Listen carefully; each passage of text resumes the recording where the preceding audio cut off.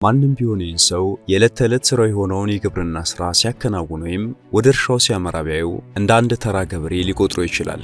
ነገር ግን ሰውየው እንደሚታየው አሊያም እንደምንገምተው ተራ ሰው አይደለም። በርካቶች በሁለት ጎራ በድጋፍና በተቃውሞ ሆነው ቢያነሱትም ሰውየው በምድራችን እጅግ ያልተለመደ ከሰው ልጆች በሙሉ የተለየ የሚያደርገው ነገር አለ። የወደፊቱን ጊዜ ቀድሞ ማየት የሚችል አንድን ሰው አይቶ መቼ እንደሚሞት ደቂቃና ሰከንድ ሳያዛንፍ የሚናገር ድርቅም ሆነ ጎርፍ አሊያም ምንም አይነት ነገር ከመሆኑ በፊት መተንበይ የሚችል ያለውም በተናገረው መሰረት የሚፈጸም ነው። የ62 ዓመት ባለጸጋው ኤርዋሊ ፈጣሪ የሰጠኝ መክሊት ነው፣ ምን ማድረግ እችላለሁ ቢልም በዚህ ተሰጥኦ በማህበረሰቡ ዘንድ ፍርሃት መፍጠሩን ተከትሎ መገለሉን ይናገራል። እስኪ ያስቡት፣ አንድ የሚናገረው ነገር ሁሉ የሚፈጸም የምታውቁት ሰው ወደ እናንተ መጥቶ ነገ ማለዳ 4 ሰዓት ከ34 ደቂቃ ላይ ትሞታላችሁና ዕዳ ካለባችሁ ክፈሉ፣ ቤተሰቦቻችሁንም ከወዲሁ ተሰናበቱ ቢላችሁ። This is Ali.